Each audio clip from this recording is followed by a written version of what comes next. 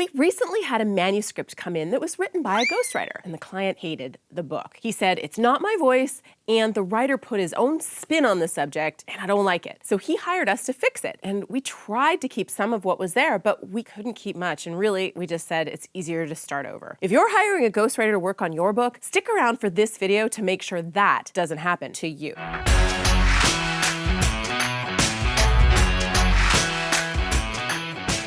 Hey, I'm Julie the Book Broad, an award-winning author and the founder of a fantastic company called Book Launchers. We're your fabulous professional self-publishing team, helping you write, publish, and sell nonfiction books that grow your business and make you money. Many people can't or don't want to be the ones to put the words down on paper when it comes to writing a book. Whether you're busy, you hate writing, you're dyslexic, or you just don't want to do it, hiring a writer to help you write a book can be a great solution. We've already talked about what a ghostwriter does here and how to find a good one right here. I have a fabulous new ebook to download for free to help you with all of this. You can get that at booklaunchers.com/getaghost. Today, I'm going to give some tips for working with your writer so that you can get the best possible results with your book. First, a little caveat. How we do ghostwriting at Book Launchers is a little different. We actually call it a writing assist, and I chose that name very deliberately. Our writers give our authors an assist to get the manuscript done, but our writers are not doing research or driving the content. The content of the book is 100%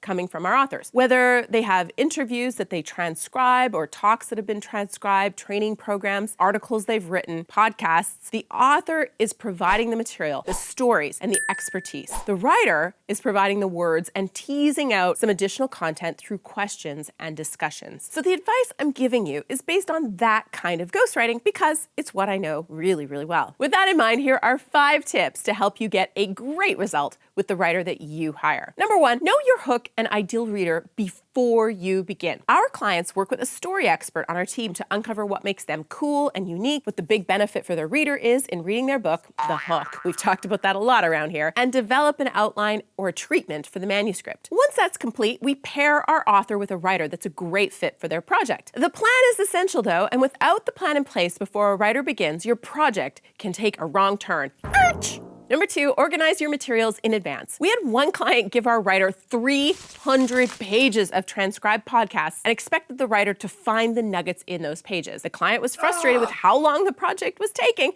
and the writer was frustrated with trying to figure out what was cool and interesting for each chapter out of 300 pages of conversations. It was a bad experience for all, and now we prevent that from happening by having our books planned out before they go to a writer, and the client provides the material organized by what will go in what chapter and section. It's not the writer's job to find what's most important because you are the expert, so you should be guiding that process and the writer follows your lead.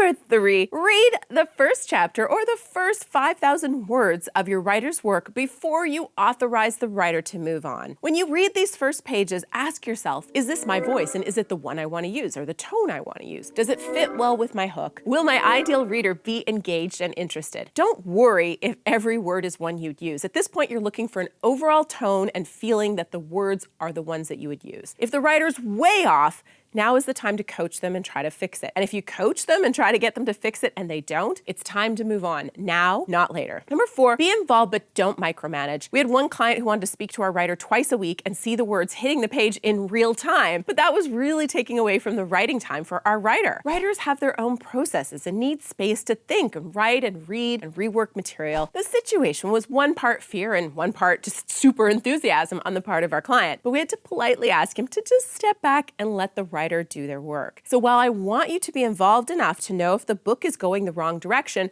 or your voice is getting lost, I also want you to give your writer enough space to work. Number 5, remember your writer is not a robot. They have feelings. Most of the clients we work with at Book Launchers are pretty awesome people. Every once in a while, we seem to get someone who seems to forget that there's humans working on the book, and they also forget that human beings tend to work harder when they feel liked, respected, and appreciated. That's not to say you avoid giving your writer hard feedback. It's your book. Tell them when they are missing the mark and pull the project from them if you have to. But do everything with kindness and respect. And if you love what they're doing, tell them, thank them. Ghostwriting is in many ways a thankless job. They don't get credit, and in many cases, they can't even tell anyone they wrote your book. So treat them like the amazing secret weapon they are, and be forgiving of little things and complimentary of the great things, and direct but respectful of the things they need to do better on. All this assumes you've clearly communicated timelines, expectations, and expected results from the start, and you've hired someone that can do the job to meet all that. But if you do that and follow these 5 tips, I'm confident you'll be much more likely to have a manuscript you're happy with at the end of the process. And that's another quick point. You're not getting a book from your ghostwriter. You're getting a manuscript. The manuscript is still going to need